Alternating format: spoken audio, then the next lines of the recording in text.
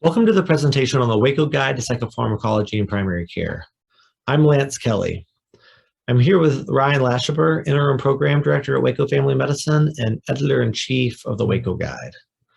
Zach Sarter, a faculty physician and Associate Editor of the Waco Guide. And I'm the Director of Behavioral Health at Waco Family Medicine and also an Associate Editor. We have no financial disclosures. We have no financial interest, arrangement, or affiliation resulting in benefits from this talk or the content discussed. We do want to thank Episcopal Health Foundation for their generous support of our work. I want to be very clear that the project was not funded in any way by the pharmaceutical industry. At the conclusion of our time together, we hope that participants will be able to acknowledge decision support tools as a unique avenue of combining evidence, guidelines, expert opinion, and primary care practice. We also hope to identify other areas of medicine where the development of decision support tools may be helpful. And finally, we hope that some will consider incorporating the Waco Guide to Psychopharmacology in Primary Care into their practices, particularly those practices where access to psychiatry support is limited. Our slides and handouts will be available at the link below, and the recording of this session will also be provided in the link below. Please remember to complete the session evaluation. And a plug from CFHA, join us next year in Boise. I hope to see you there myself. So we come from Waco, Texas. We're the Waco Family Medicine Residency Program, a 12-12-12 community-based program housed in a federally qualified health center. And our training setting, as well as the reality that a high percentage of our graduates end up serving in health provider shortage areas, informed the development of the tools we're about to share with you. Now, we see both a challenge and opportunity in primary care behavioral health. Although the majority of patients with behavioral health conditions never get care, those who do get care, the majority of them receive that care in the primary care context. Now, 2/3 of primary care clinicians, despite providing the majority of the care, report lack of access to specialty support, including psychiatry, and this far exceeds what we see in the perceived lack of access for other medical specialties. And this care gap is worsened in rural and underserved communities. Now, 5 to 6 years ago, our integrated behavioral health project commenced, and we embedded integrated behavioral health providers in the majority of our primary care teams. And this was a wonderful thing because in part we saw an increase in the detection rates for our behavioral health conditions in these primary care practices. On the flip side, though, we also recognize that primary care clinicians, particularly prescribing clinicians, reported an increased perceived burden in the need to provide care for those identified conditions. And this is consistent with what we see in national data that primary care practices report being underprepared to manage patients with mental disorders. So the graphic in front of you comes from the Commonwealth Fund data from 2019, in which less than half of primary care practices reported preparedness to manage behavioral health conditions, and only 1 in 5 reported preparedness to address substance use related disorders. We've also found locally that primary care clinicians may feel less comfortable with behavioral health treatment. And there are psychiatry guidelines, but often the guidelines are either considered outdated, outmoded, or just not written with the primary care clinician in mind. And there is also some evidence that proficiency among primary care clinicians may be lower for prescribing psychotropic medications. So our context and this data registers this important question. How can we assist prescribing clinicians to provide high quality care for behavioral health in the primary care context? And my colleague, Zach Sarter, is here to talk about that very thing with you. Zach? Hello, I'm Zach Sarter. I'm one of the family medicine faculty at the Waco Family Medicine Residency. Lance did an excellent job of discussing the why primary care is in a unique position to provide excellent care for behavioral health disorders. Now we're going to pivot and discuss the how we in Waco Family Medicine conceptualized this process happening and the specific methodology that we use to create the Waco Guide to Psychopharmacology as a resource to accomplish this goal. So the first thing we want to do is define what we mean when we say clinical decision support. This is a term that comes up over and over again throughout this presentation. This is a tool that is used at the point of care to provide high-yield treatment recommendations. That includes recommendations for psychopharmacology and judicious recommendations of psychotherapy or other non-pharmacologic treatment options. The inspiration for this comes from the chronic care model by E.H. Wagner that really talks about how guidelines only become effective when they're integrated into the fabric of care. And so with the Waco Guide and the clinical decision support tools that comprise the Waco Guide, we wanted to bring that guideline level and expert level knowledge into the primary care office by distilling things down to a usable and impactful resource. Each of these tools, the decision support tools, is specific for one behavioral health disorder and includes three key parts.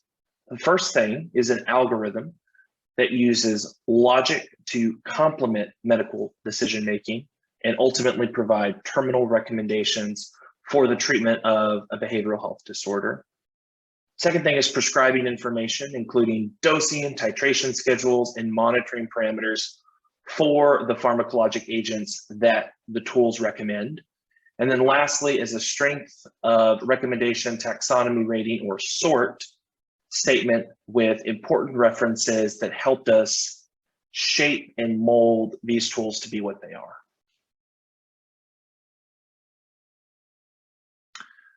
There were some core guiding principles that we used as we developed these tools that comprise this resource.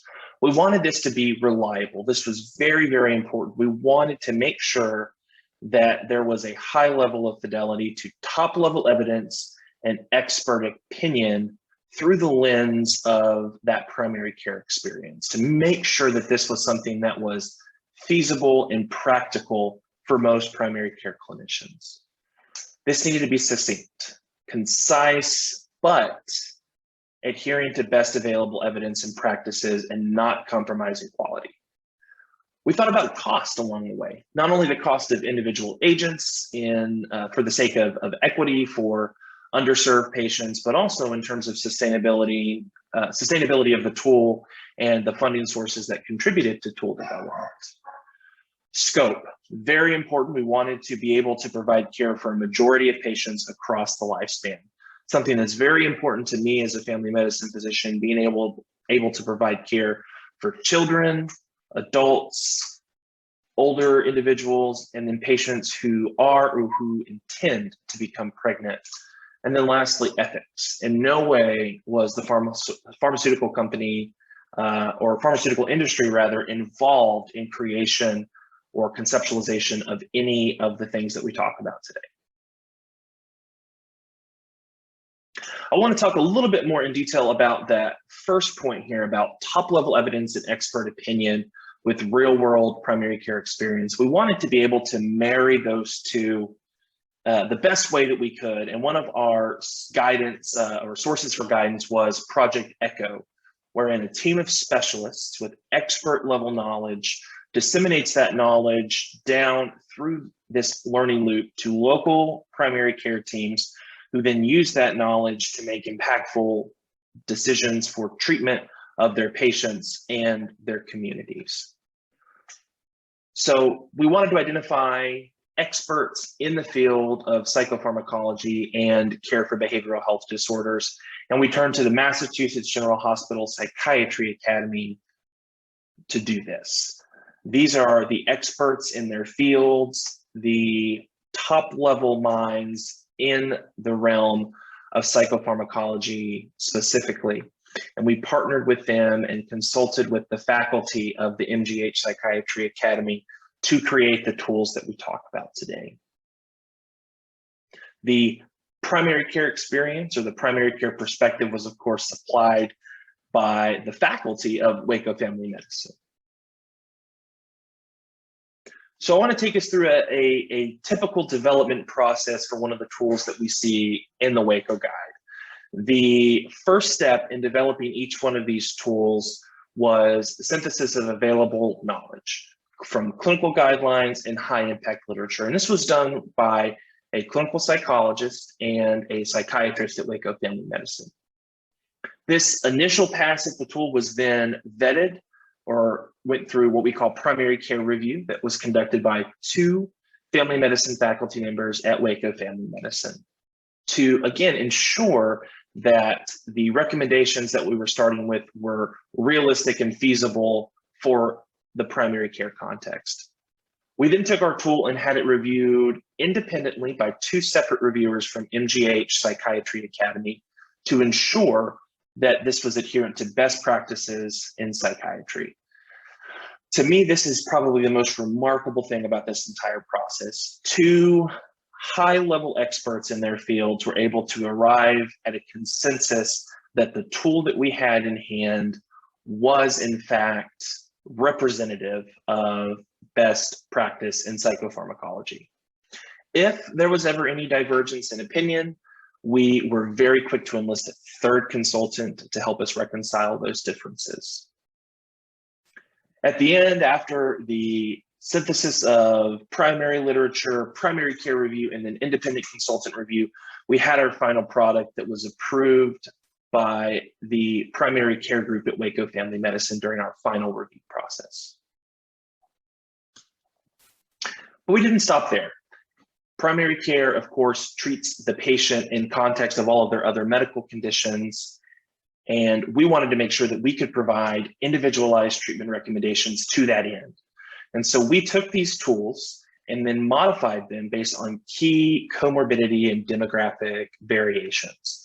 We see here, we modified each of these tools to talk about specific recommendations in hepatic impairment, renal impairment, cardiac disease, for patients who are obese, who are over the age of 65, who are pregnant or intend to become pregnant, or who were just pregnant, and then, of course, patients under the age of 18. And so these modifications allow us to really provide individualized, patient-centered recommendations for the treatment of important and profoundly impactful behavioral health disorders. Last thing I want to mention is our SORT, or Strength of Recommendation Taxonomy statements. We included these for key decision support tools to provide a little bit of a window into our decision-making process as we developed these resources. And so we adapted a similar nomenclature and definitions for this Strength of Recommendation Taxonomy that others, including those at American Family Physician, have used. And this was really an attempt to just highlight that we were very mindful of evidence-based medicine and evidence-based practices.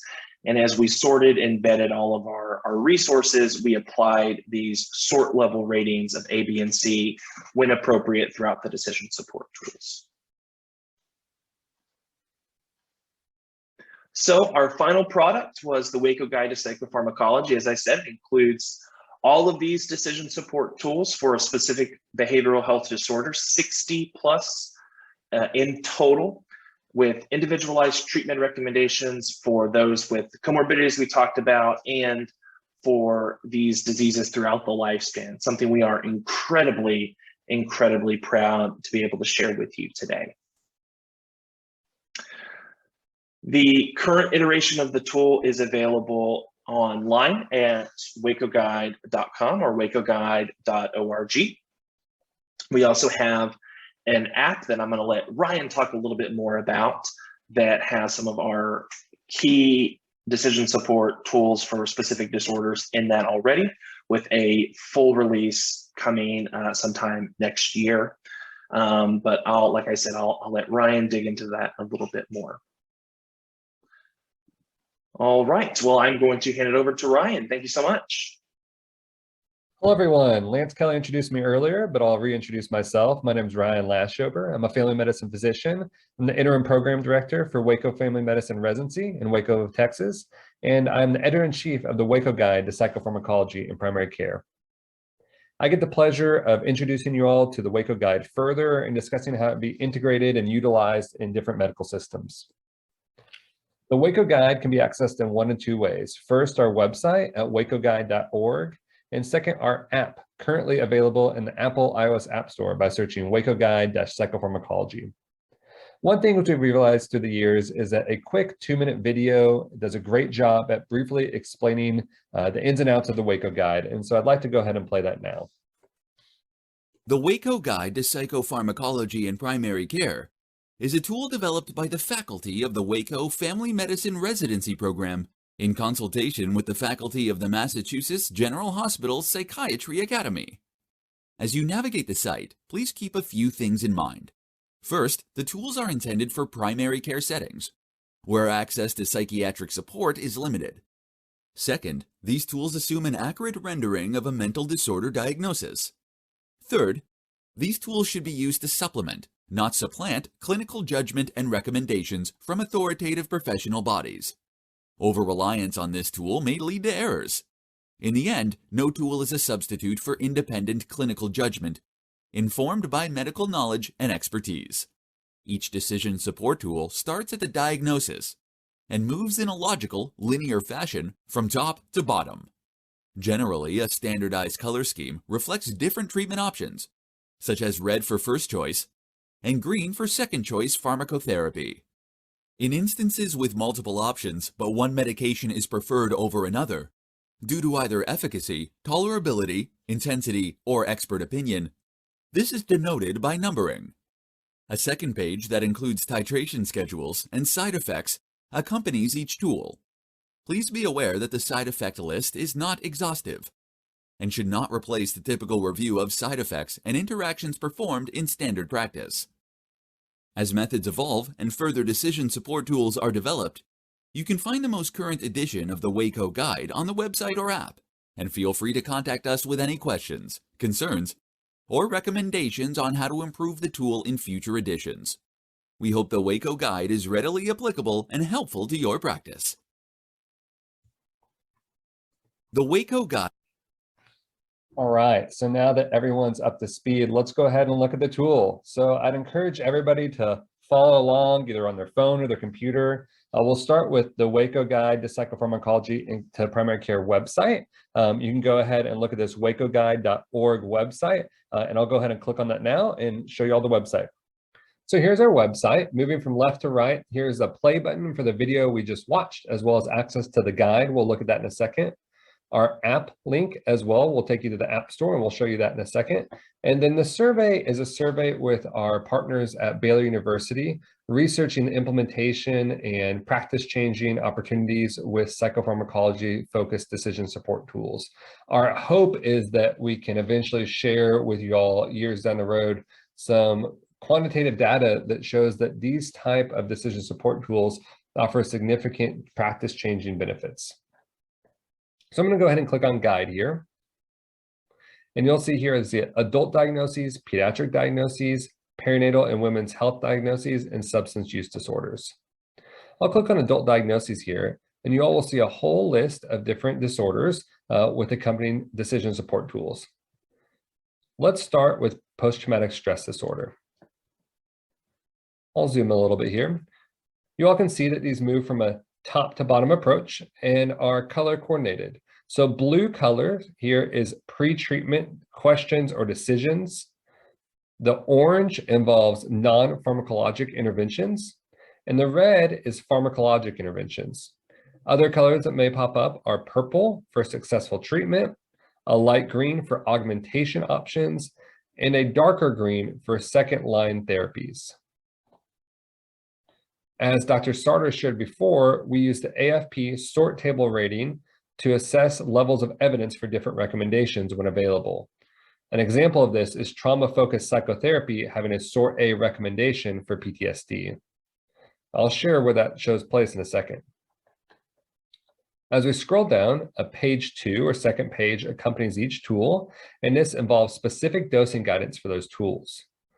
We can see here that there's specific dosing guidance for sertraline, as well as side effects that may be common. Again, this is not an exhaustive list. This shouldn't replace the typical review that a clinician would go through, but does give a bird's eye view of common side effects and rare and serious side effects. The last page includes our recommendations and references. So this is the post-traumatic stress disorder recommendations and references. Then this is our sort A table that, if you all are familiar with the AFP journal, will look very familiar. So we can see again at the top here, trauma-focused psychotherapy should be offered to all patients for treatment of PTSD is a sort A recommendation, with the specific references all available down here. Let's look at another tool. Next, I'd like to show our bipolar decision support.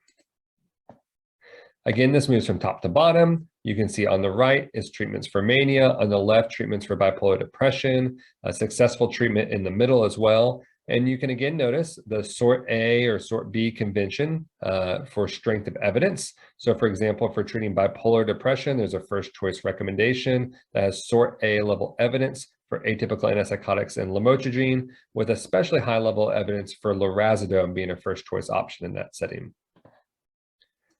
What I'd really like to show, though, is how we've accounted for different comorbidities. So let's then say this is a patient with bipolar disorder who also has hepatic impairment or cirrhosis. Now that we're looking at bipolar disorder with hepatic impairment, we can see there's a few changes.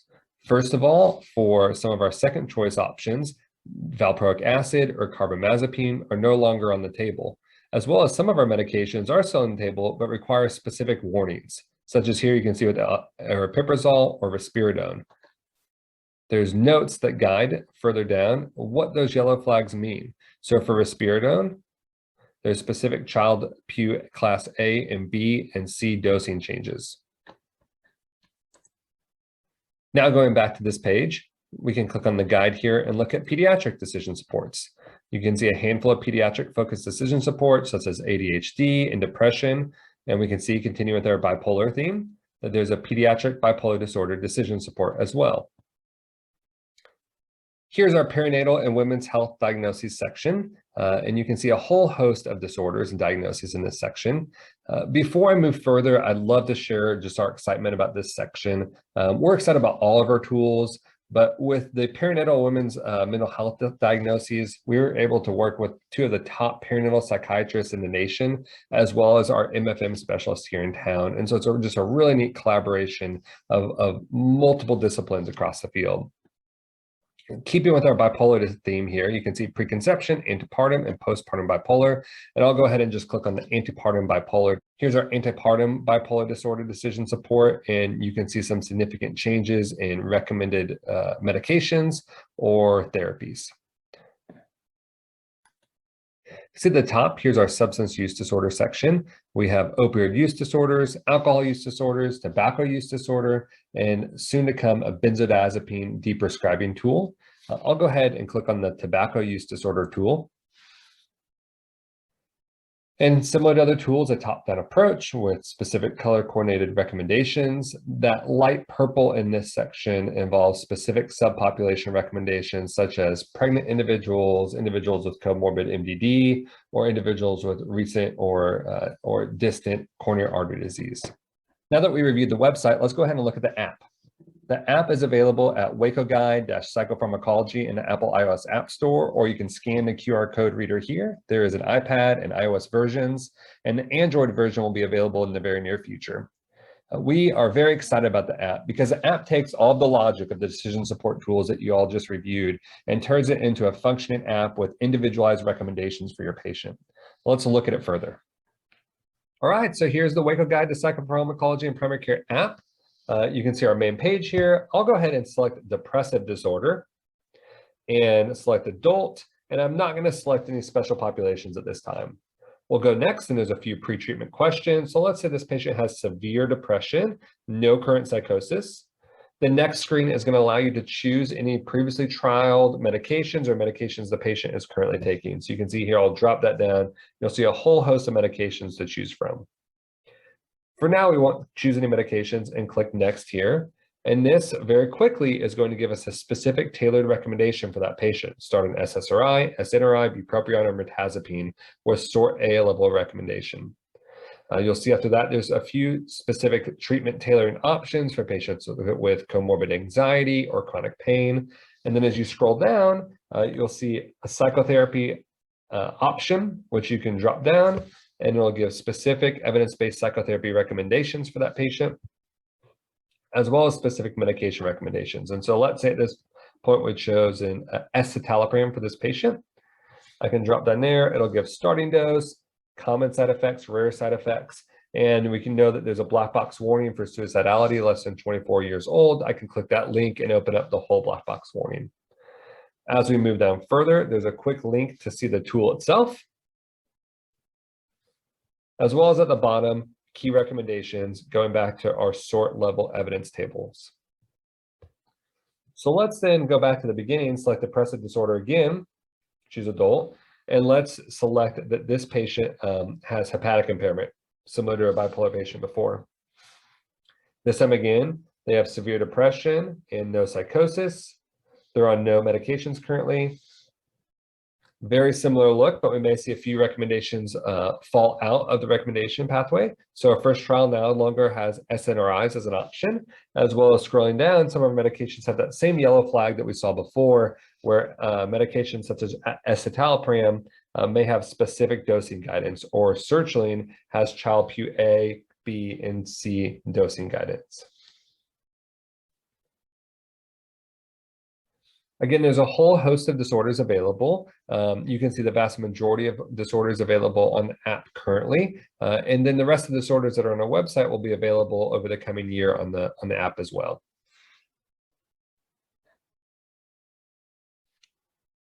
Putting a Waco Guide into practice is one of the best ways to consider how to utilize it in the system. Let's go through a few cases to practice it further. Our first case, major depressive disorder. Miss Johnson is a 55-year-old female diagnosed 6 months ago with major depressive disorder. A thorough history and physical was performed, ruling out alternate etiologies of her depression. Initial PHQ-9 was 21. She denies SIHI, auditory visual hallucinations, or mania. She was initially referred to counseling and started on sertraline, however, discontinued this medication due to GI symptoms. She was then trialed on escitalopram, titrated to max dose, and developed a partial response, which is reflected in a PHQ-9 decrease to 14. She feels escitalopram has been beneficial medication for her and desires further pharmacotherapy. Using a Waco Guide, what augmentation would you choose for her? Again, click on adult disorders, depressive therapy, and here we can see that she's had a partial response.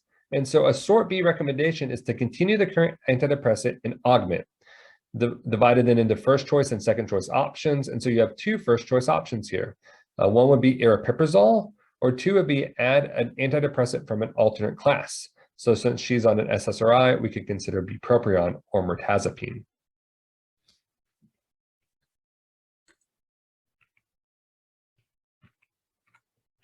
Here's our next case, bipolar.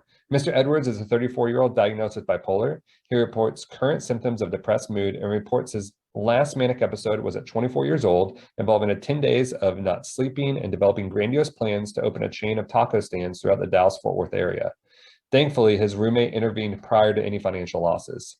He recalls being started on a medication for mania, which he took for 9 to 10 months, but then stopped for an unknown reason. He presents to clinic today reporting significant depressive symptoms for the past 7 months, which are negatively impacting his relationship with his wife and performance at work. He denies mania, auditory visual hallucinations, SI or HI, and you rule out alternate etiologies for his depressive symptoms. You note he has a BMI of 38. He desires further pharmacotherapy. Using a Waco Guide, what pharmacotherapy would you consider to treat his depressive symptoms? And at this point, we'll choose bipolar disorder and bipolar obesity.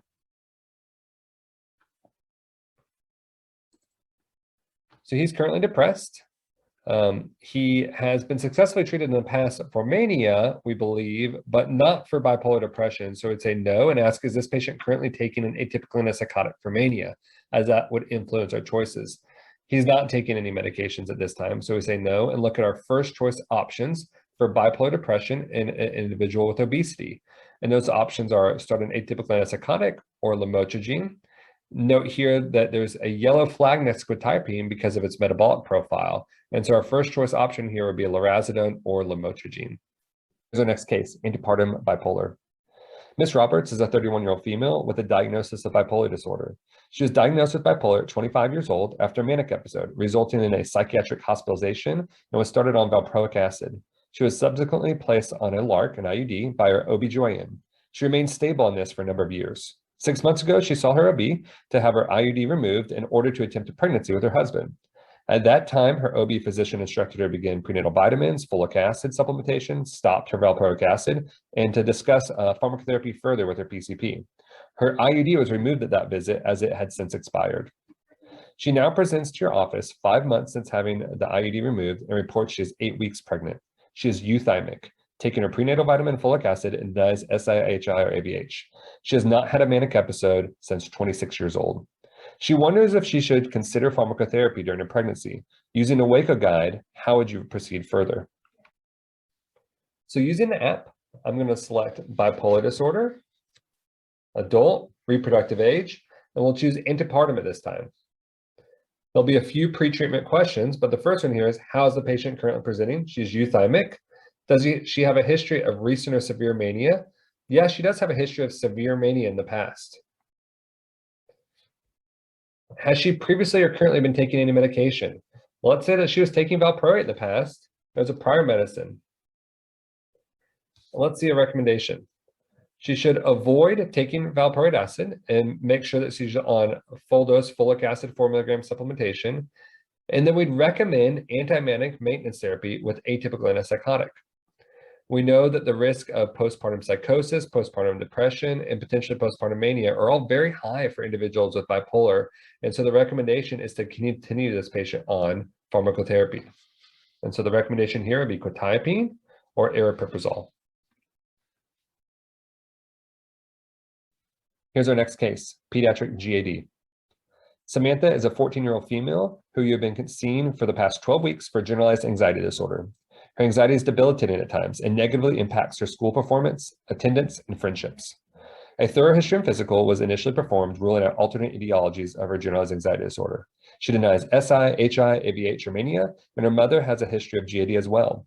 Given the severity of her symptoms and via shared decision-making, you, Samantha, and her parents determined that pharmacotherapy is in order in addition to referring for CBT. You start on fluoxetine and titrate every 2 weeks to max dose of 80 milligrams. After 8 weeks at max dose, she has had an inadequate response. Using a Waco guide, what pharmacotherapy would you consider next to treat her GAD? All right, so you can see here that I've opened up the app. I'm going to select generalized anxiety disorder and pediatric. You can see here that the specific comorbidity information does move away as it doesn't apply to the pediatric age population. I'll click next here. We can say that patient's GAD is severe and they have been on a current medication. They're on fluoxetine. It's current and it's an unsuccessful response. And again, at the top, you can see what an adequate trial of pharmacotherapy is, minimum 6 to 8 weeks at max clinically indicated and tolerable dose. So move down here, let's get a recommendation of how to treat Samantha. First choice option is trial a different SSRI. You can see our 3 recommended SSRIs are listed below. And so using escitalopram or sertraline would be the next recommended option. Again, if you'd like to see the figure itself, you can click right here. And we can scroll down where it says second trial or second choice, try other SSRI. Here's our last case, alcohol use disorder. Mr. Jones is a 48-year-old male. You are seen in clinic for a hospital follow-up for delirium tremens. He completed an inpatient benzodiazepine taper and was referred to a 12-step program upon discharge.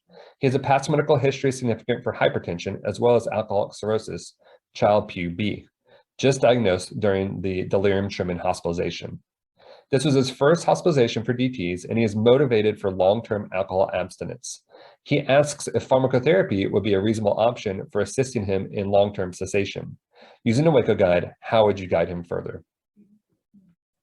Looking at the website again, we'll click on the guide, scroll down to substance use disorders, and click on alcohol use disorder. There's 2 sides to this tool. To the left is the acute withdrawal, and to the right is the post-withdrawal treatment. Thankfully, we've already started him on the 12-step program, and now we're considering pharmacotherapy. And the question is, does the patient have a subgroup indication or contraindication? And those indications or contraindications can be opioid use disorder or hepatic impairment. Well, unfortunately, he does have hepatic impairment with his Child-Pugh Class B cirrhosis, and so naltrexone would not be an option for him, and we would move to acamprosate as the next option, or the next most reasonable option for him for alcohol abstinence.